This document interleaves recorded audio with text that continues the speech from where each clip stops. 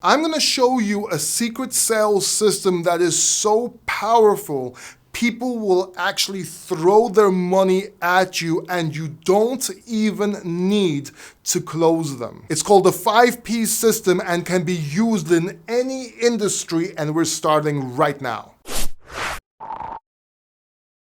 So I'm going to show you a secret sales system so you can sell anything to anybody using the 5Ps system. Now make sure you watch till the end of this video because I'm going to show you another secret system that when you combine these two together, they're so powerful, it's going to blow your mind. And all these top sales professionals and so-called gurus do not even talk about this system. Not because they want to keep it a secret, but they do not even know the second system that I'm going to show you. Or they don't know how to use it properly, and I'm willing to make a bet on this, so make sure you watch till the end. Now these two methods, especially the second one, when combined, are very powerful, and you can actually use it to manipulate people. And I just want to make it clear that's not what I'm trying to do with this video. This video is to give you the edge over your competition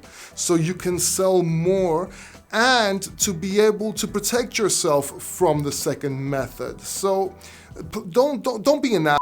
So the 5P system is essentially an updated version of a.i.d.a, A-I-D-A, which stands for attention, interest, desire, and action. a.i.d.a was used for many years in the sales industry as the industry standard, especially for insurance salesmen and real estate agents. That was later upgraded to the 4Ps, but they actually missed a step, and that's what I'm going to show you today. That's part of what I'm going to show you, because I'm going to present you the 5Ps system. This system is used by top sales professionals for email marketing, presentations, YouTube videos, commercials, even movies. It stands for promise, project, picture, proof, and pitch. First is your promise. What they are gonna see and what this will do for them. It has to be a bold promise, a bold claim. As a matter of fact, the more crazy the promise sounds, the more effect it will have. Quick example, if you tell somebody they will lose 10 kilos in 10 days, that's gonna grab their attention, and they will watch or listen to you just to find out how, or even to disprove you. Then, if they really want to lose weight, they will justify this in kind of a, well, maybe I won't lose 10 kilos, but even if 1/3 is true, it's gonna be really good, because people, they buy on emotion and justify with logic. Now, I'm not saying you need to make outstanding promises every time, but it has to be a bold promise. Next is project or projection. You need to make a call to end or projection in order for people to keep watching or listening to you. Kind of what I did in this video, I gave you a bold promise and I also gave you a call to end about another system that when combined is very powerful. And it's true, I'm gonna give you that system at the end of this video, but you get what I mean. Next up is picture. You need to make people picture using your product or using your solution to their problem. So I'll give you an example of when I was called in as a coach selling satellite TV over the phone. I saw the sales reps trying to sell the benefits, which is an old school way of selling. They were selling the benefits, movies, documentaries, sports, and cartoons. But that's not selling the picture or the feeling. Let me explain. You're not selling cartoons for their kids to watch, for the parents' kids to watch. You're selling the smile on the kids' faces that the parents see when their kids are watching the TV show, the cartoons. Does that make sense? You're not selling them watching the soccer game. You're selling the fun and laughter they're having with friends while watching the game, eating pizza, drinking Coke. Remind you of something? And you're not selling the movies, you're selling the feeling when the husband puts his arm around his wife after a long day's work and they watch the movies together while the kids are asleep. When people go to buy a drill in a hardware store, they don't buy the drill.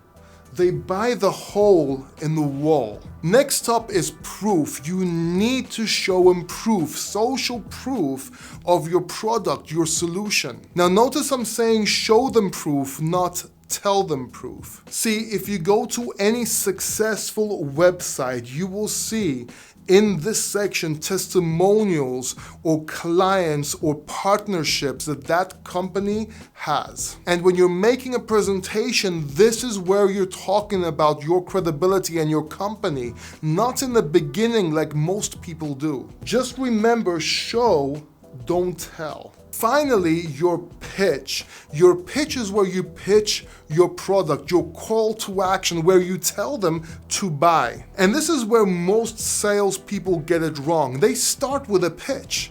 And to make it worse, they just mix it up like a salad. They start with a pitch, they start with the credibility, who they are. People don't care who you are. I know it hurts. People don't care about you or your company. They want to know what's in it for them. And you need to grab their attention. Just don't start with your pitch. Remember, promise, project, picture, proof, then it's your pitch. Now let me show you the secret I promised you in the beginning of this video. Let me show you the combination you can do to sell anything to anybody. It's gonna blow your mind. But before I go on, let me know in the comment section below, now that you have seen this video, are you gonna make changes to your pitch? And if yes, what are you gonna change? I'd really love to know. Okay, now all the trainers, all the so-called gurus tell you to touch your client in order to build rapport, but none of them can answer when to touch your client. Really, just ask your mentor or somebody you know that's in sales. They will say, oh, it's a gut feeling. No. There's a time to touch your client to build rapport. It really is. And for me to explain this to you, I want you to picture taking someone on a date. Let's say you are a guy and you're taking a girl on a date. So you take it to a bar, you take it to a nice quiet bar where you can talk to her with some light music where you can have some contact. Not a heavy metal bar where you're chest bumping and everyone's shouting and I don't know, you're slamming your heads together. No, a nice quiet bar, yes? So when do you touch them? You touch them whenever they laugh, whether it's a joke you said or when you guys see something funny. That's when you touch the girl. See, the brain will associate the touch with a feel-good feeling over time. And then over time, every time you touch that girl, she will feel good and she won't be able to explain why. All she will say to her friends is, I don't know why, I just feel good whenever I'm with this person. And that's when you need to touch your client, whenever they smile or when they laugh. So if you touch your client whenever they laugh, they will feel that feeling as well, a feeling of trust. So at the end of your presentation, when they need that extra push, when they're thinking about it, you can put your arm around your client and say, come on, Jim, let's give this a try. And that's when you touch your client. And that's what you need to learn if you want to become a master closer. By the way, real quick, think of somebody that could also benefit from watching this video and please share it with them. I would really appreciate that. Now, if you want to learn more about closes and how to become a master closer, watch this video right here. That are 5 closes backed by science. And if you've already watched that, then watch this video right here, recommended to you by YouTube. I'll see you in the next video. I'm Paul Democritou, and until next time, keep succeeding.